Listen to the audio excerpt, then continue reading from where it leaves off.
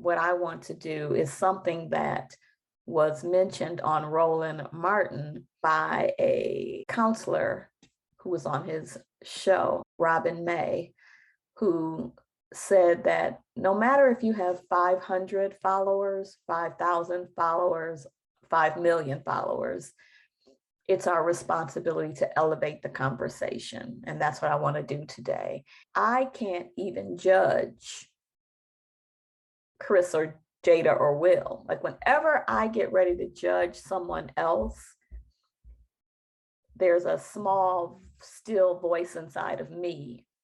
My spirit gets ruffled up that says, no, no, no. He who has not sinned cast the first stone. I've been Chris. I have been Jada. I've been Will. Work and life harmony. It's not only about work-life balance. I think that's what everybody thinks when I mention that. It's part of it, but it's also about harmony within yourself, harmony in your career, and doing the things that you love. And then it's also about creating harmony in the workplace between coworkers and leaders being able to create harmony. And ultimately, it's about creating harmony that goes out into the world.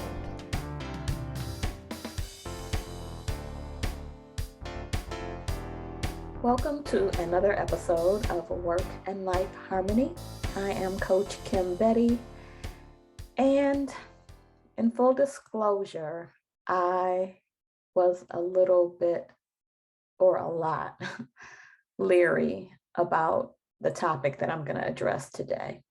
I am calling it First Count to 10, and it is prompted by the media blast of what happened at the Oscars with Chris Rock, Jada, Pinkett-Smith, and Will Smith. And I'm leery because of a few reasons. I'm leery because some people are sick and tired of hearing about it, and they say that there's a lot more important things to talk about that are going on in the world. I'm sick and tired of it from certain perspectives myself. However, what I want to do is something that was mentioned on Roland Martin by a counselor who was on his show, Robin May, who said that no matter if you have 500 followers, 5,000 followers, 5 million followers, it's our responsibility to elevate the conversation. And that's what I want to do today.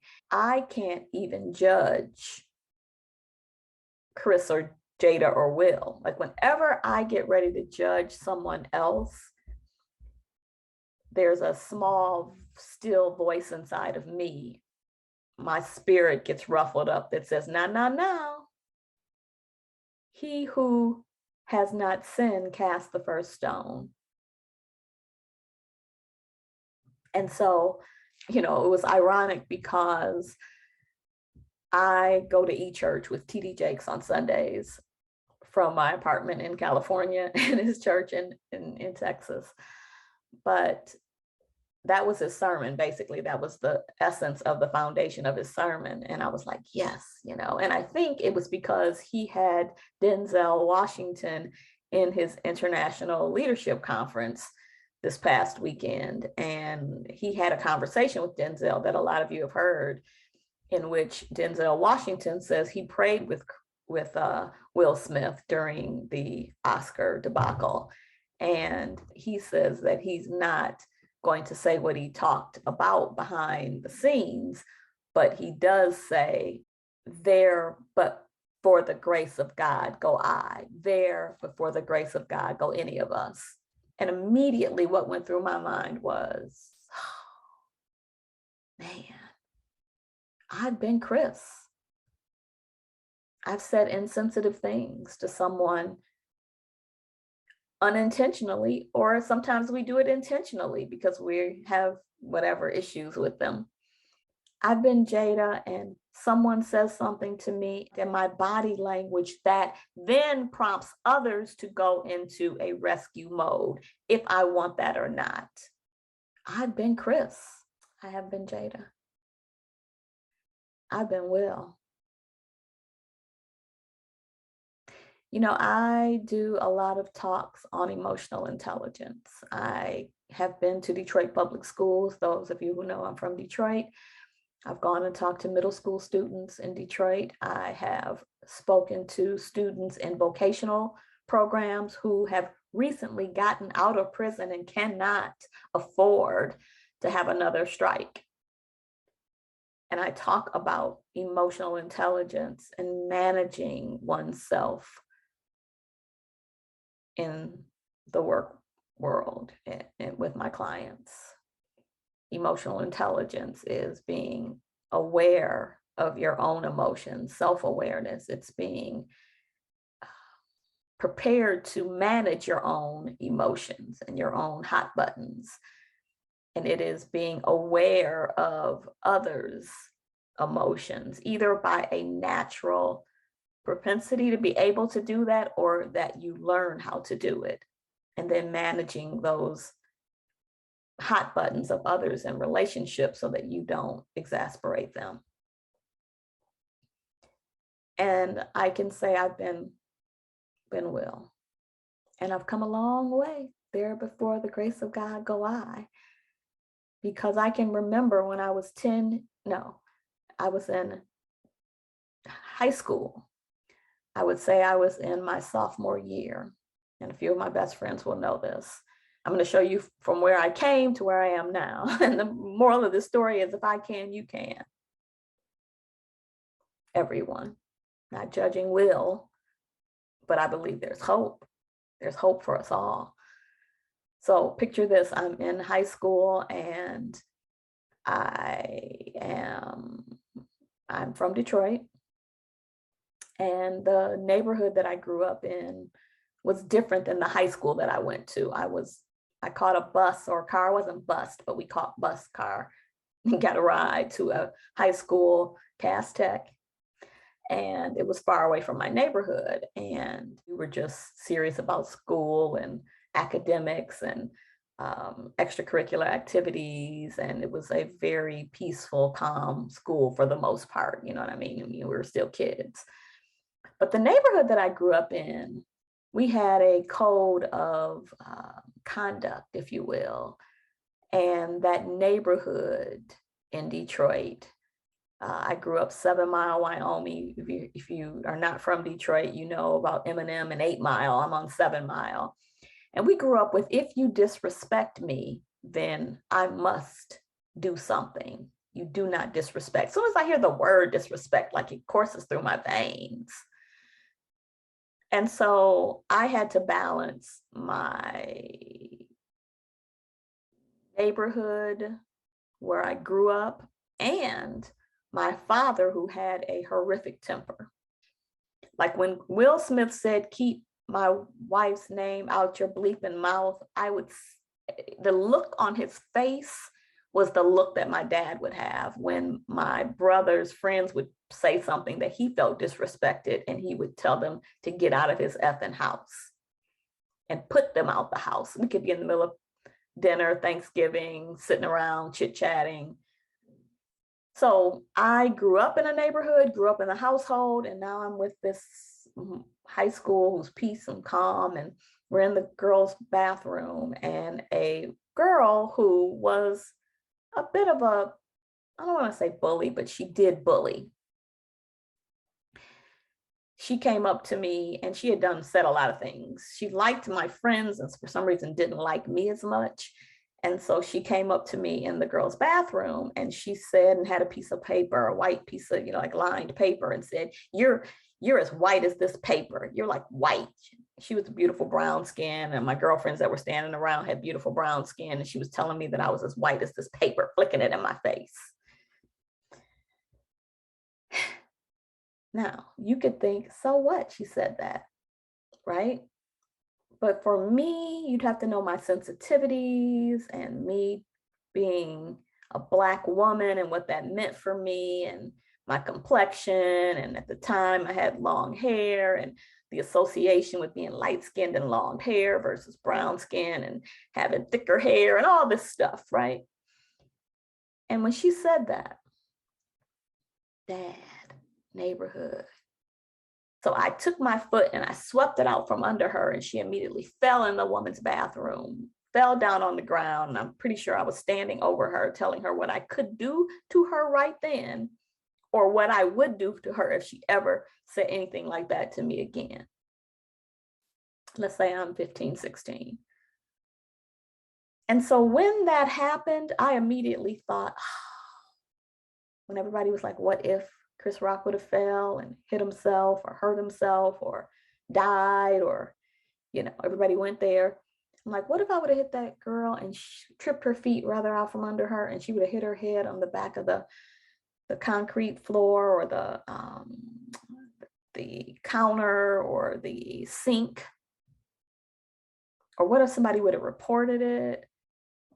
I could have gotten expelled. I could have went to jail. And so, to spare you the details, I didn't get in a lot of fights. That was the last final fight that I was in. I think I had two when I was in elementary school, one defending myself, and the other one, a boy was smooching my booty, and I got tired of it, so I socked him. The point is, I had to learn to control myself. And I have a sister of mine who shares my temperament, and she told me, not a good look, boo, get it together. And I did get it together. Be quick to listen, slow to speak, and slow to anger. It's a Bible verse that I love. Also, as I studied to become a coach, I went to a Christian counseling program, Spring Arbor University, and I worked on myself as I was learning techniques to figure out what triggered me and how I could have self-control. I see my clients every day making the mistake that Chris made. Leaders who own businesses, who feel that they could be able to say whatever they want to say, oftentimes say insensitive things and really hurt people's feelings. And sometimes the team is like Jada, like they're not even really talking to you. Oftentimes who the leader is actually talking to, they're oblivious. And then somebody else thinks that they're talking about them and they get hurt. Or maybe the person does know they're talking about them. And then in the meeting, they roll their eyes, or they sulk their head, or they say a little bit of passive aggressive comment. And now the clique around them is enraged and upset, and now they're mad. That could be why your team is mad at you right now, because you hurt the feelings of someone who's an influencer in your organization, and everybody wants to help that wounded person. Rightfully so, they could be wounded because you could have said the wrong thing. You shouldn't have said it there and then and how you did. And now everybody else is up in an uproar. I see that all the time. And I definitely see people in my line of business as a coach that are enraged. No, they don't slap somebody, right, on stage or at work, but the things that they say with their words and their deeds and the things that they do in retaliation don't fit the crime.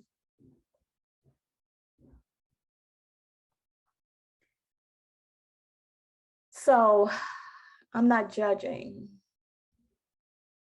He who has not sinned cast the first stone. What I am suggesting is that, like on Roland Martin, what Robin May said is that we must consistently do the work. And she said that we must become aware of our triggers. And before I leave you, I want to give a tool to help us to all manage our emotions that we can use. And what's interesting about this tool, because what Robin May said was, you can't really do this in the moment. It has to be something that you have already done. You have to know your triggers. I'm going to say, know your triggers, do the work to understand what sets you off and how to not be so, your wounds so open in those areas so that you can manage it. And then we have to have strategies. And one of the things that will help us first count to 10 is not count to 10 like you think. I mean, yes, of course, first count to 10. We hear people say count to 10, right? Count to 10 so you can calm down. The first thing that I say do, though, is count to 10 and figure out where you are in your emotions. See, we're not talking about condemning you on what you feel. You feel what you feel. We are talking about having the wherewithal to take it down a notch.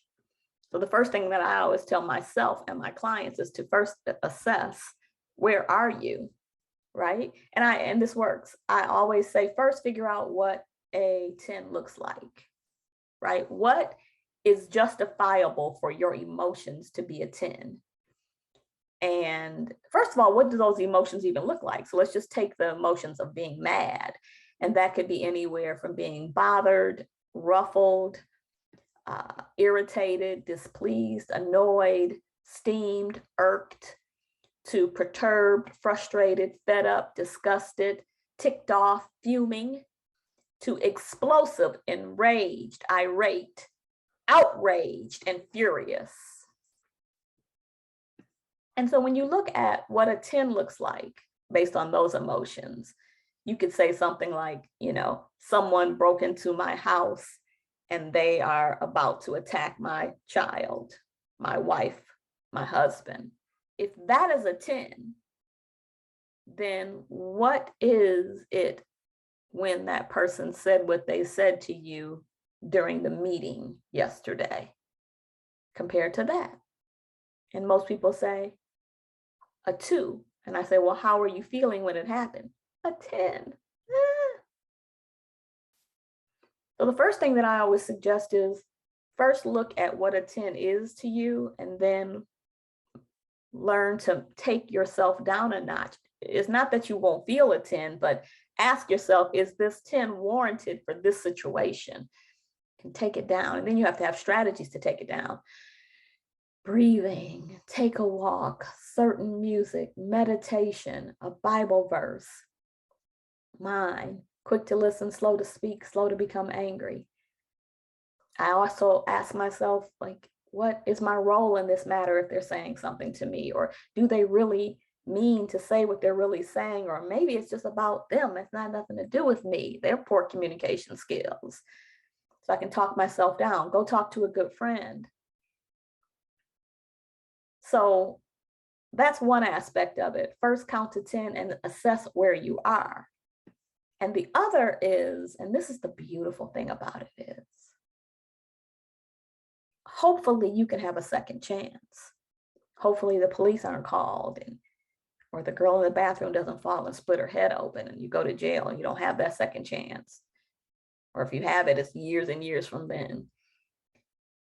If you have a second chance when you do become explosive or implosive, then you can ask yourself this, and you can use a model called the truth model.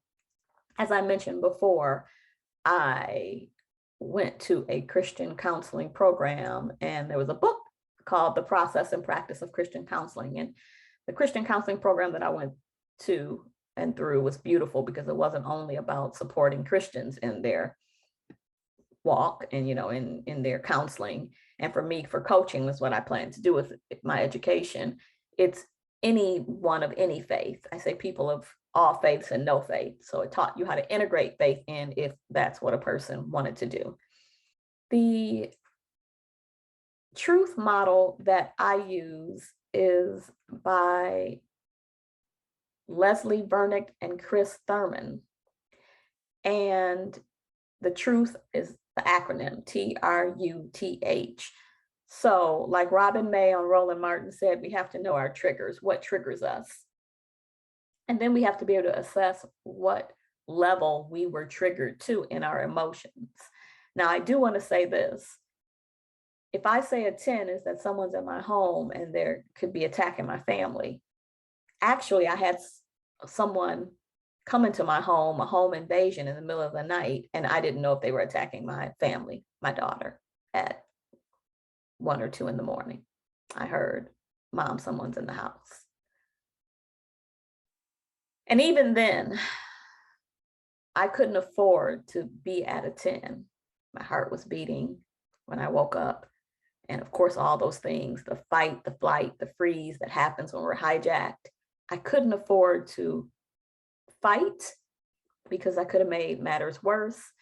I couldn't run and flee because my daughter's in the house, and I couldn't afford to freeze. So I had to take it down a notch and do everything that I had ever learned to do.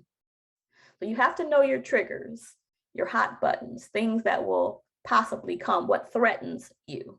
A lot of you know I talk about the SWOT, right? Your strengths, your weaknesses, your opportunities, and your threats. This is a good moment to look at the threats and what will trigger you. And then once you know your triggers and you assess like the stages of your emotions, then we go to what is the reckless thinking that caused me last time to go off. That's why I say you always get a second chance, because the more you do it, the more you get to practice. What happened?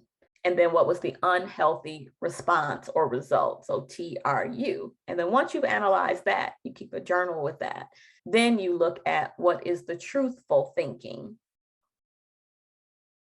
Maybe they didn't understand. Maybe it's something that I did. Maybe it's about them and it's not about me. Maybe they don't have communication skills. What's the truth? I can go handle this a different way. And then when you get to truthful thinking, you can have a healthy response and result. The truth will set us free. First, count to 10.